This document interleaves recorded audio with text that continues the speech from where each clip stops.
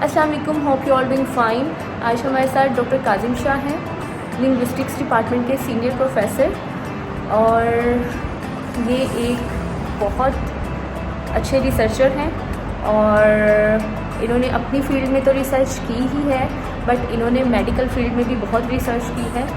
تو ان سے آج ہم رمضان کی ڈائٹ کے حوالے سے بات کرتے ہیں کہ رمضان میں ہمیں اپنی ڈائٹ کیسے رکھنی چاہیے. تو یہ ویڈیو اینڈ تک دیکھیے گا اور لازمی دیکھیے گا، یہ آپ کے لیے ہی ہے اور آپ کے فائدے کے لیے ہے. So let's talk to doctor Kazim Shah about Ramzan diet. السلام علیکم سر، کیسے ہیں آپ؟ السلام علیکم. وعلیکم السلام. میں فٹ ہوں، اللہ کا شکر ہے. سر پلیز آپ ہم سے پہلے اپنی رمضان کی روٹین شیئر کریں. ایک نارمل پرسن اپنا رمضان کیسے گزار سکتا ہے؟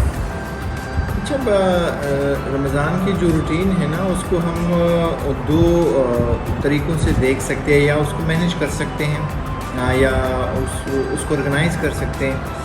ایک تو یہ ہے کہ ہم اس کو ریلیجیس پوائنٹ آف ویو سے دیکھ لیں کہ ریلیجن ہم سے کیا ایکسپیکٹ کرتا ہے، اور دوسرے ہے کہ ہم اپنی باڈی کے لحاظ سے بایولوجیکل یا نیوٹریشن کے حوالے سے اس کو دیکھیں کہ ہماری باڈی ہم سے کیا ڈیمانڈ کرتی ہے. تو اگر ہم اس کو ریلیجن کے حوالے سے دیکھیں تو وہ یہ ہے کہ ریلیجن چاہتا ہے کہ آپ اپنا تھوڑا سا جو اپنی روٹین ہے، جو روٹین میں آپ کچھ کرتے ہیں، کچھ کھاتے ہیں، اس کو آپ بریک دیں، کیونکہ اللہ کا حکم ہے. اللہ کو یہاں ایک ایکسرسائز کرواتا ہے کہ آپ خود کو اللہ کے لیے، دین کے لیے حلال چیزوں سے بھی روک دیں، تاکہ اپنے نفس کو یہ باور کروا دیں کہ اگر میں خود کو حلال چیزوں سے روک سکتا ہوں اللہ کے لیے، تو حرام سے کیوں نہیں روک سکتا ہوں.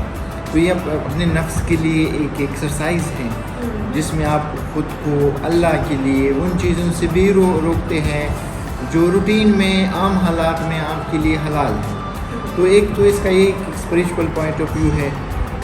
اور دوسری بات یہ ہے کہ چونکہ اللہ رحمت للعالمین ہے، وہ جو ہے پورے عالمین کے لیے رحمت ہے، تو ان کا کوئی بھی حکم ایسا نہیں ہو سکتا جس میں انسانیت کے لیے کوئی فائدہ نہ ہو. تو ڈیفینیٹلی روزے میں فائدے ہیں، بہت سارے اس کے میڈیکل فائدے ہیں، سوشل ہیں، اسپریچول ہیں. تو اس کے سارے فائدے ہیں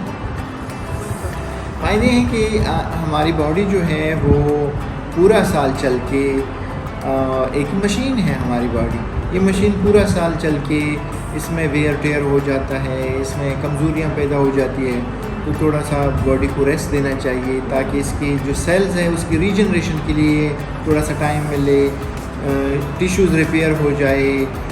باڈی میں جو کرونک ڈیزیزز ہیں جس میں انفلیمیشن ہے، فار ایگزامپل بہت کرونک ہیں، یا جو ہے آٹو امیون ڈیزیزز ہیں، یا کچھ آپ کی کڈنیز کے اوپر پریشر پڑا ہے، آپ کے ڈائجسٹو سسٹم میں کوئی مسائل ہوئے ہیں، اس کو تھوڑا سا بریک مل جائے. باڈی میں سیلف ریپیئر اور سیلف ہیلنگ کی ایک کیپیسٹی موجود ہے، تو باڈی پھر خود کو سیلف ریپیئر کرتی ہے اور سیلف ہیلنگ کرتی ہے.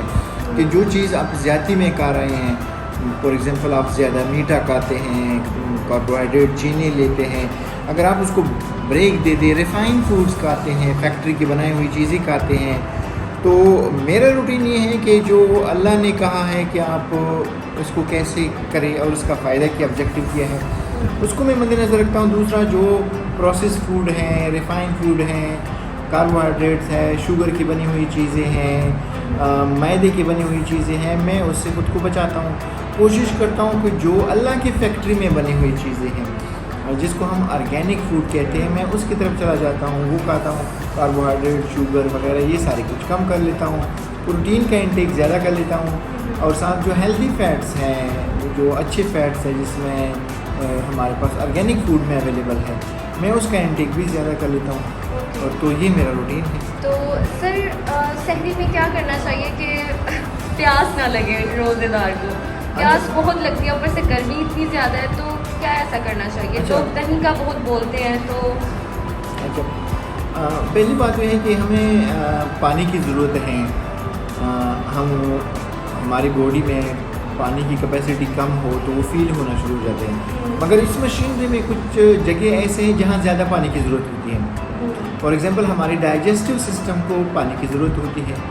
دوسری بات یہ ہے کہ اگر اس ڈائجسٹو سسٹم میں کچھ آپ ایسی چیزیں ڈال دیں کہ جس کو اور بھی پانی کی زیادہ ضرورت ہو جاتی ہے، تو یہ تو ہمارے بس میں ہے نا کہ ہم اپنی ڈائجسٹو سسٹم میں وہ چیزیں نہ ڈالیں جس سے ہمیں زیادہ پیاس لگتی ہے. فار ایگزامپل وہ جو بھی ریفائنڈ چیزیں ہیں میدے سے بنی ہوئی ہے، جس میں پکوڑے ہیں، سموسے ہیں، یا اس میں آئلی چیزیں ہیں، خاص کر اومیگا 6 ویجیٹیبل آئلز میں تلی ہوئی چیزیں ہیں، یہ آپ کے ڈائجسٹو سسٹم میں جب چلی جاتی ہے تو اس کے لیے زیادہ پانی کی ضرورت ہوتی ہے. اگر آپ اس کو اوائڈ کریں، اس کی جگہ آپ را پروٹین کھائیں، فار ایگزامپل آپ انڈا کھائیں ابلا ہوا، اس کی جگہ کھائیں.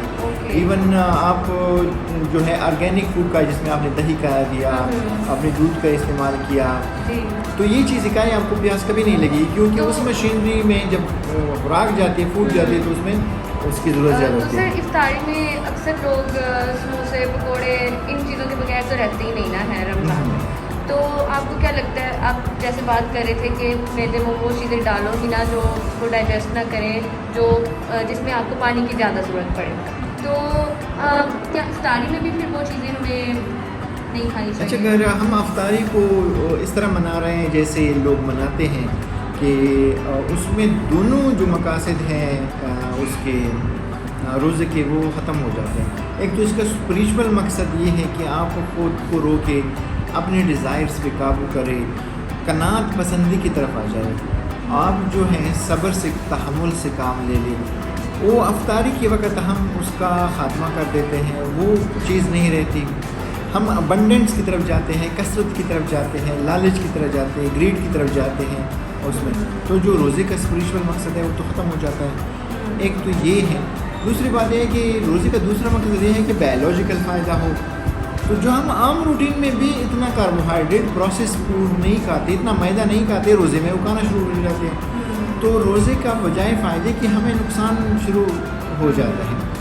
تو یہ بہت خطرناک عمل ہے. میں تو یہ سجیسٹ کرتا ہوں کہ آپ آرگینک فوڈ کی طرف جائیں، اس فوڈ کی طرف جائے جو اللہ تعالیٰ نے اپنی فیکٹری میں بنائی ہے. ہم سمپل سادہ چیزیں کھائیں. اور تیسری بات یہ ہے کہ اگر آپ نے پورا دن روزہ رکھا ہے، وہ مشین نے ریسٹ کی ہوئی ہے، آپ اچانک دوبارہ اس مشین کو نہ ایک بہت بڑے فوڈ کی طرف لے کے جاتے ہیں جو اس کے لیے اس بریک کے بعد اس طرح ڈائجسٹ کرنا بھی مشکل ہو جاتا ہے. تو ہمیں اس طرح ایٹیچیوڈ سے خود کو بچانا چاہیے. تو سر جو لوگ بیمار ہیں، جیسے کہ اب ڈائبیٹک پیشنٹ کے لیے آپ کیا بولیں گے؟ اچھا، بات یہ ہے کہ بہت سارے ڈاکٹرز بھی میڈیکل کے اندر بھی MBBS بھی یا دوسرے اسپیشلسٹ بھی اس کی طرف یہ کرتے ہیں کہ جو ڈائبٹیز کی پیشنٹ ہے وہ روزہ نہ رکھے. میرا اپنا اوپینین جو ہے اس کی تھوڑا سا اگینسٹ ہے یا اپوزٹ ہے. میری جو اپنی ریڈنگ ہے یا جو میں نے ریسرچ کی ہے، آج کل تو میڈیکل کی فیلڈ اوپن ہے سب کے لیے. آپ اگر ریڈنگ آتی ہے تو آپ کچھ بھی پڑھ سکتے ہیں، ایون ریسنٹ ریسرچ پڑھ سکتے ہیں، ڈاکٹرس کے اوپینین لکھ سکتے ہیں، انٹرنیشنل لیول پہ وہ کیا سجیسٹ کرتے ہیں. اور فاسٹنگ کا کانسیپٹ تو اب صرف مسلمانوں تک محدود نہیں رہا. انٹرمیٹنٹ فاسٹنگ یا پرولانگ فاسٹنگ جو ہے یہ میڈیکل فیلڈ میں ایز اے میڈیسن سجیسٹ کیا جا رہا ہے. آج کل اس پہ بہت زیادہ زور دیا جا رہا ہے اس پہ. تو جو ریسرچ ہوئی ہے وہ تو یہ سجیسٹ کرتی ہے کہ جو ڈائبٹیز کی، اسپیشلی ڈائبٹیز 2 ٹائپ 2 کی جو بیماری ہے جس میں انسولین ریزسٹنس ہو جاتی ہے یا جو ہائپر انسولمینیا ہو جاتا ہے، انسولین کی زیادتی ہو جاتی ہے، وہ تو ہوتی ہی فوڈ کی زیادتی کی وجہ سے. مینی اس میں آپ خوراک وہ چیزیں زیادہ کھاتے ہیں جو باڈی کے لیے ٹھیک نہیں ہے. مین اس کا ڈائریکٹ تعلق خوراک کے انٹیک سے، مینی یہ بیماری ہوئی ہی خوراک سے ہے. تو روزہ تو آپ کو ان چیزوں سے روکتی ہے، تو میرے خیال میں اس سے فائدہ ہوگا. دیکھیے نا، اگر آپ کاربوہائیڈریٹ نہیں کھا رہے ہیں تو آپ کا انسولین ریز نہیں ہو رہا ہے. انسولین ریزسٹنس کا تو سوال ہی پیدا نہیں ہوتا. تو اگر انسولین ریز نہیں ہو رہا ہے، کاربوہائیڈریٹ نہیں کھا رہے ہیں، تو آپ کی 50% بیماری تو یہاں سے آپ وہ اسٹاپ ہو گئی. دوسری بات ہے کہ اگر آپ کاربوہائیڈریٹ، شوگر وغیرہ نہیں لے رہے ہیں، میدے کے پروسیس فوڈ، ریفائنڈ فوڈ نہیں لے رہے ہیں، تو آپ کے بلڈ میں شوگر لیول ہائی نہیں ہو رہا ہے. تو وہ دوسری جو دوائیاں آپ کھاتے ہیں شوگر کو لو کرنے کے لیے، اس کی بھی ضرورت نہیں پڑتی.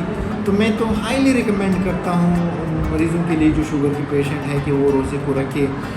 ہاں اس میں ایک احتیاط یہ کرے کہ پہلے 3-4 دن ایکسرسائز کے طور پر آپ لوگ جو ہے تھوڑا سا روزہ نہ رکھے، مگر جو ونڈو ہے فوڈ نہ لینے کی اس کو پرولونگ کر لے، اس کو دیکھے اس کی باڈی پہ کیا اثرات پڑتے ہیں، اس طرح اپنی باڈی کو مینیج کر لے کہ اگر آپ 3 دن 4 دن اس طرح ایکسرسائز کریں باڈی بھی تھوڑی سی عادی ہو جائے گی اور آپ کو پتہ بھی لگ جائے گا کہ میری باڈی کس طرح ایکسیپٹ کرے یا نہیں۔ اس کی ضروری ہے اس کے لیے کہ اگر آپ ٹائپ 2 کے مریض ہیں تو آپ کو شوگر اور کاربوہائیڈریٹ کی انٹیک کم کریں تو شوگر کا لیول آٹومیٹیکلی آپ کے اس میں ہائی ہوگا، میڈیسن کی اتنی ضرورت نہیں ہوگی۔